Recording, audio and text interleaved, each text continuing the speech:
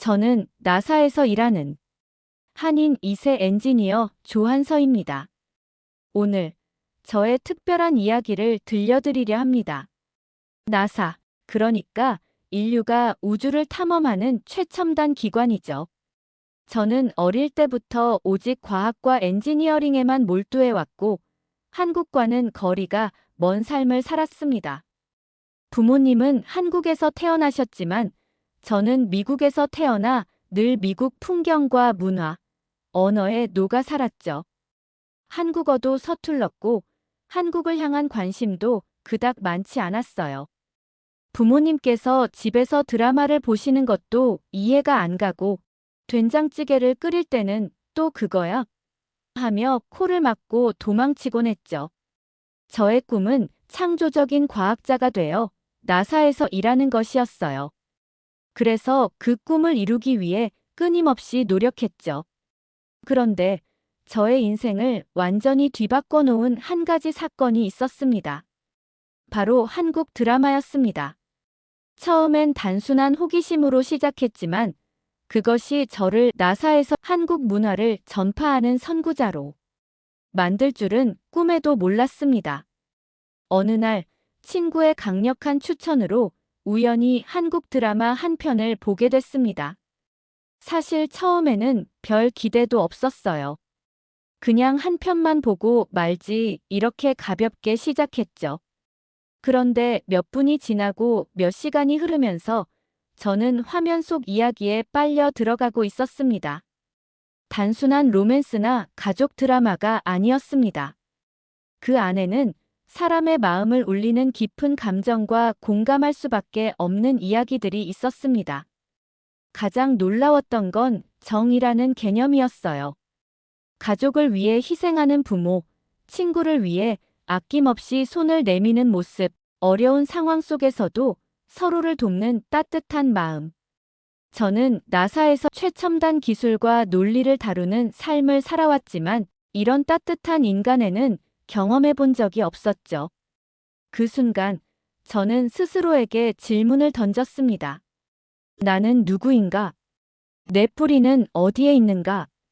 그때부터 저는 한국이라는 나라에 대해 진심으로 알고 싶어졌습니다. 여러분도 비슷한 경험이 있나요? 어떤 계기로 한국 문화나 언어에 관심을 가지게 되었나요? 댓글로 여러분의 이야기를 들려주세요. 결심을 하고 나니 한국어를 배우는 것이 첫 번째 목표가 되었습니다. 하지만 현실은 예상보다 훨씬 가혹했습니다. 한국어는 전 세계에서 가장 어려운 언어 중 하나로 꼽힙니다. 한글을 읽는 것조차 어려웠고 문법은 복잡하기 그지없었어요. 존댓말과 반말, 받침 발음, 미묘한 뉘앙스 차이까지. 특히 제가 가장 어려워했던 건 리을 발음이었습니다. 나사의 과학 논문을 술술 읽던 저였지만 사랑합니다라는 단 한마디조차 발음이 엉망이었어요. 한국 친구들이 제게 그 발음은 조금 더 부드럽게 해야 해라고 말할 때마다 좌절감이 들었습니다. 그래서 한국어 학원에 등록했습니다. 처음 학원에 갔을 때 저는 거의 바닥 수준이었어요. 옆에 있는 학생들은 이미 한국어로 유창하게 대화하고 있었고 저는 따라가기조차 버거웠죠. 하지만 포기하지 않았습니다. 나사에서 로켓 설계를 하던 끈기로 매일 복습하고 연습했어요. 그리고 어느 날 마침내 변화가 찾아왔습니다. 드라마 속 인물들이 하는 대사를 귀로 듣고 이해할 수 있게 된 것이었죠. 그 순간의 희열, 말로 다 표현할 수 없습니다. 그렇게 한국어 실력이 조금씩 늘어나면서 저는 더 많은 사람들에게 한국 문화를 알리고 싶어졌습니다. 그래서 나사에서 동료들에게 한국 드라마를 같이 보자고 제안했어요. 처음엔 반응이 시큰둥했죠. 한국 드라마. 자막 읽기 귀찮아. 왜 굳이 한국 드라마를 봐야 해? 하지만 한 편을 본 후 반응은 완전히 달라졌습니다. 이거 감동적이다. 이야기가 너무 깊고 아름답네. 나사 연구원들이 한국 드라마에 눈물을 흘리며 한국인들은 정말 정이 많고 따뜻하구나 라고 말하기 시작했습니다. 혹시 여러분이 감동했던 드라마나 추천하고 싶은 작품이 있다면 댓글로 공유해주세요. 나사 친구들에게 추천할게요. 이후 나사 내부에서 한국 드라마가 점점 유명해지면서 결국 공식적으로 한국 드라마 상영 프로그램이 운영되기 시작했습니다. 처음에는 몇 명만 보던 것이 점점 참여 인원이 늘어나고 한국 문화에 관심을 가지는 사람들이 늘어나기 시작했어요. 나사 연구원들은 이제 저에게 먼저 다가와 한서야, 이번엔 어떤 드라마를 볼까? 라며 추천을 부탁하기 시작했죠. 이 경험을 통해 저는 더 넓은 세상에서 한국 문화를 알리고 싶다는 꿈을 갖게 되었습니다. 그래서 미국 내 한국어 학교에서 강사로 활동하기 시작했어요. 학생들은 단순히 한국어를 배우려는 게 아니었습니다. 그들은 한국의 정서와 문화를 알고 싶어 했습니다. 어느 날 한 학생이 저에게 물었습니다. 선생님, 정이 정확히 무슨 뜻이에요? 그때 저는 한국 드라마에서 봤던 한 장면을 떠올렸어요. 어머니가 자신은 배고파도 자식에게 밥을 떠먹여주는 모습. 정은 그냥 사랑이나 친절이 아니야. 그건 우리가 서로를 위해 기꺼이 희생하는 마음이야. 그날 이후 학생들은 한국의 문화를 더 깊이 이해하기 시작했고 수업이 끝난 후에도 한국어를 배우려는 열정이 더욱 커졌습니다. 나사에서 한국 문화를 알리는 것을 넘어 더 많은 사람들에게 한국의 정신과 가치를 전하고 싶다는 꿈이 생겼습니다. 처음에는 단순히 한국 드라마를 나사 동료들에게 소개하는 것으로 시작했지만 이제는 그것이 단순한 엔터테인먼트 이상의 의미를 지닌다는 걸 깨닫게 되었습니다. 한국 드라마를 통해 나사 연구원들은 정과 근성이라는 한국의 정신을 배워가고 있었습니다. 예를 들면 어떤 연구원은 드라마 속 인물들의 강한 의지를 보고 우리 연구 프로젝트에서도 저런 근성이 필요해 라고 말했고 또 다른 연구원은 이웃과 나누는 따뜻한 정을 보며 우리는 데이터와 기계만 다루지만 결국 중요한 건 사람 사이의 신뢰라는 걸 깨달았어 라고 했습니다. 이런 반응을 보면서 저는 더욱 확신이 들었습니다. 한국의 정신이 단순한 문화적 요소가 아니라 세계에 긍정적인 영향을 줄 수 있구나. 그렇다면 그 시작점은 어디였을까요? 바로 한국어를 배우면서 경험한 변화였습니다. 나사에서 한국 문화를 전파하고 한국어 강사가 되는 과정에서 저는 단순히 언어를 배우는 것이 아니라 저 자신을 다시 발견하는 과정을 겪었습니다. 어느 날 한국어 학원에서 수업을 마친 후 저는 카페에 앉아 교재를 펼쳐놓고 복습하고 있었습니다. 그런데 옆 테이블에서 한국어로 대화하는 사람들이 들렸어요. 전에는 한국어가 그냥 소음처럼 들렸지만 이제는 단어 하나하나가 귀에 박혔습니다. 오늘 날씨 너무 좋다. 그러게. 그런데 저녁엔 좀 쌀쌀할 것 같아. 당연한 대화일 수 있지만 저에게는 달랐습니다. 저는 처음으로 한국어를 듣고 의미를 바로 이해하는 순간을 경험한 것이었어요. 그날 밤 저는 거울을 보면서 이런 생각이 들었습니다. 나는 나사 엔지니어이기도 하지만 동시에 한국인이기도 하구나. 그제야 부모님이 늘 강조하시던 말씀이 떠올랐습니다. 한서야, 내가 어디서 자랐든 내 안에는 한국인의 피가 흐르고 있어. 그 말을 이제야 이해할 수 있었습니다. 저는 단순히 한국어를 배우고 있는 것이 아니라 제 안에 있던 한국인의 정체성을 발견하고 있었던 것이었습니다. 그렇게 한국어 실력이 점점 늘어나면서 저는 한국을 직접 경험해보고 싶어졌습니다. 그래서 결심했죠. 한국에 직접 가보자.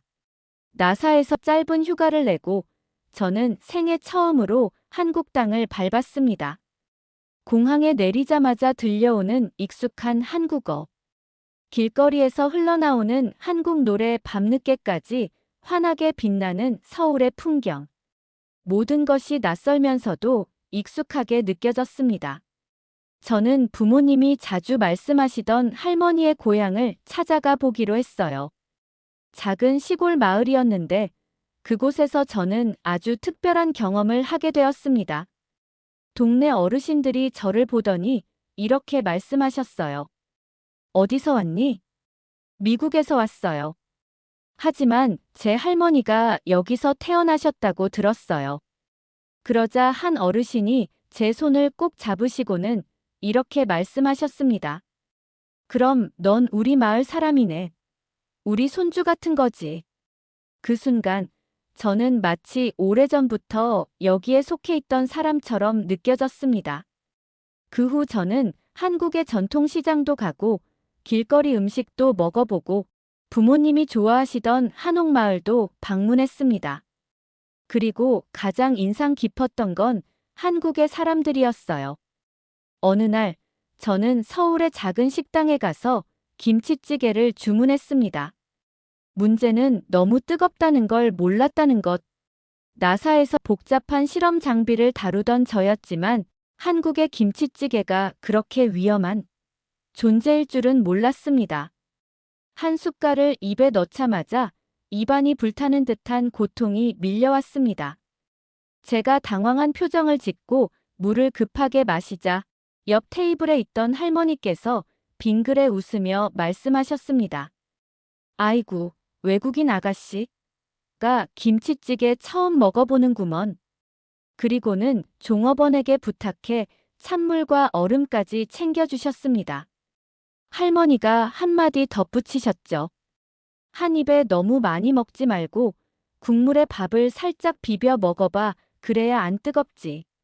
그렇게 저는 한국에서 김치찌개 먹는 법까지 전수받으며 따뜻한 정을 경험했습니다. 나사에서는 절대 배울 수 없는 생생한 교훈이었죠. 여러분도 음식을 먹다가 너무 매워서 당황했던 경험이 있나요? 가장 매웠던 한국 음식은 무엇이었는지 댓글로 부탁할 수 있을까요? 또 한 가지 잊을 수 없는 일은 한국의 지하철 문화를 경험하면서였습니다. 어느 날 서울 지하철을 타고 가고 있었는데 마침 자리가 없었습니다. 그런데 저기 비어있는 좌석이 하나 보였어요. 저는 반가운 마음에 바로 앉으려 했죠. 그 순간 옆에 있던 한 아주머니가 저를 보고 급히 말리셨습니다. 거긴 경로석이야. 저는 깜짝 놀라 경로석이 뭔지 몰랐기 때문에 당황스러웠습니다. 그런데 아주머니께서 웃으시며 설명해 주셨습니다. 경로석은 어르신들이 앉는 자리야. 한국에서는 연세 많으신 분들께 양보하는 게 기본이지. 그 말을 듣고 저는 급히 자리에서 일어나 부끄러워하며 뒤로 물러났습니다. 그러자 아주머니께서 제 어깨를 툭 치며 말씀하셨어요. 그래도 너처럼 예의 바르게 배우는 사람이 많아지면 참 좋겠어. 그날 저는 한국 사회가 단순히 개인의 편리함이 아니라 서로 배려하는 문화로 이루어져 있다는 것을 깨달았습니다. 한 번은 한국 친구가 저를 찜질방에 데려갔을 때의 이야기입니다. 찜질방에 도착하자 친구가 건네준 옷을 보고 저는 깜짝 놀랐어요. 이걸 입고 다닌다고. 너무 헐렁한 반팔과 반바지에 마치 죄수복 같아 보였거든요. 하지만 다들 똑같은 옷을 입고 있어서 저도 어쩔 수 없이 갈아입었죠. 그런데 더 충격적인 건 그 다음이었습니다. 사람들이 아무렇지도 않게 목욕탕에서 벌거벗고 다니는 거예요. 당황한 저는 친구에게 소곤소곤 물었습니다. 우리 그냥 사우나만 가면 안 돼? 옷 입고 들어가면 안 돼? 친구는 배를 잡고 웃으며 말했습니다. 여기선 다 벗고 들어가는 거야. 나사에서도 이런 경험은 못했지? 결국 저는 용기를 내어 목욕탕으로 들어갔고 시간이 지나면서 점점 편안해졌어요. 그 후 찜질방에서 계란을 깨먹고 식혜를 마시면서 저는 한국의 찜질방 문화가 단순한 목욕이 아니라 하나의 휴식 공간이라는 걸 깨닫게 되었습니다. 어떤 날은 한국 버스가 타보고 싶어서 버스를 타고 현금을 내려고 했습니다. 버스에 올라 기사님께 지폐를 건넸더니 기사님이 당황한 얼굴로 말하셨습니다. 요즘은 현금 잘 안 받아요. 카드 있어요? 당황한 저는 주머니를 뒤지다가 나사 사원증을 카드 단말기에 가져다 댔습니다. 삑. 오류. 옆에 있던 학생들이 키득거리며 말했어요. 형, 그거로는 안 돼요. 교통카드 써야 해요. 저는 얼굴이 빨개진 채 교통카드를 사서 다시 버스를 타야 했습니다. 그날 이후 저는 한국의 모든 대중교통 시스템을 공부해서 완벽히 익혔고, 이제는 누구보다 능숙하게 버스를 타고 다니는 서울 시민 모두가 되었습니다. 한국에서는 떡볶이를 꼭 먹어봐야 한다는 이야기를 듣고 친구들과 함께 유명한 분식집을 찾았습니다. 메뉴판을 보니 순한 맛, 보통 맛, 매운맛, 아주 매운맛 이렇게 4가지 옵션이 있었어요. 나사에서 로켓 엔진 테스트도 해봤는데 떡볶이 정도야 뭐.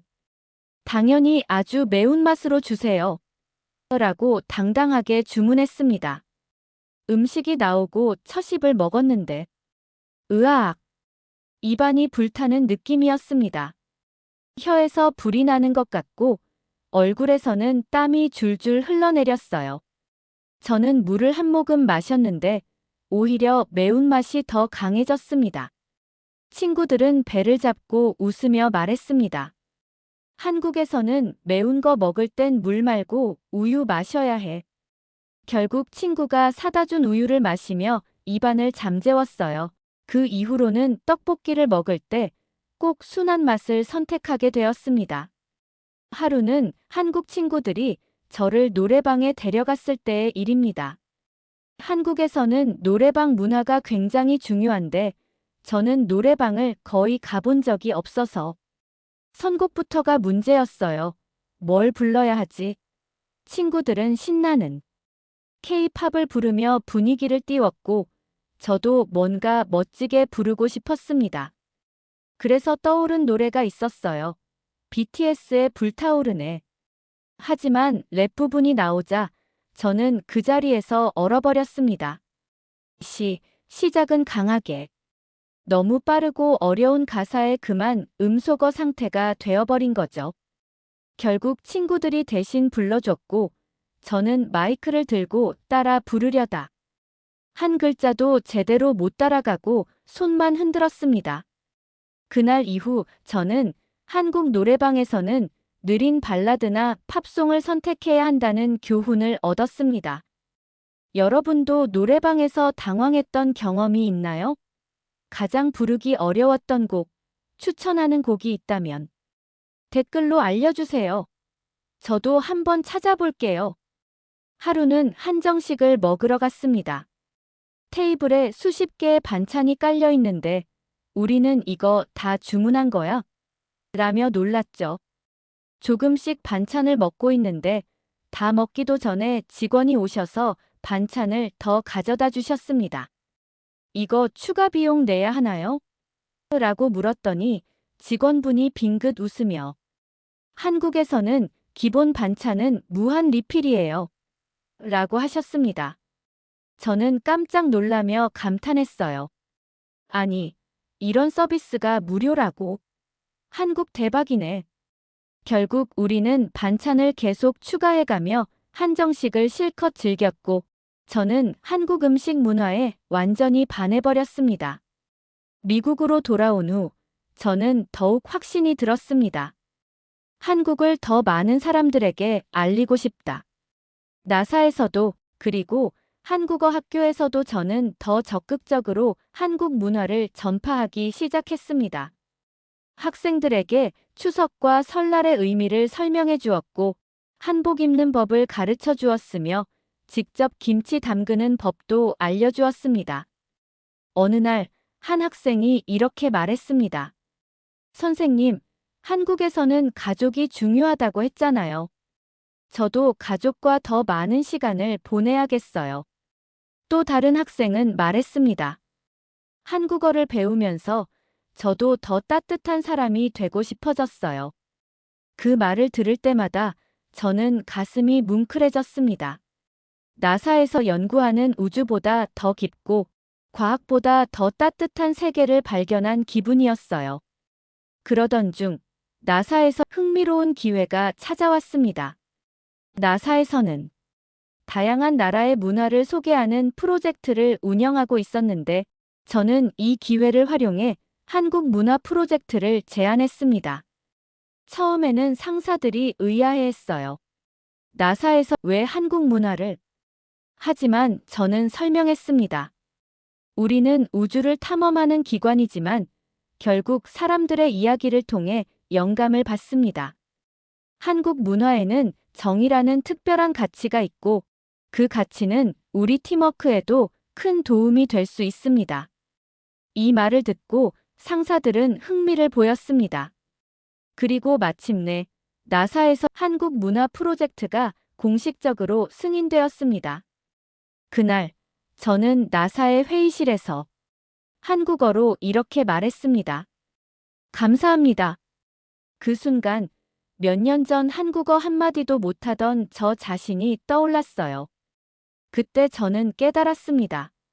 한국어를 배우고 한국 문화를 알리는 것이 단순한 취미가 아니라 나의 사명이 되었구나.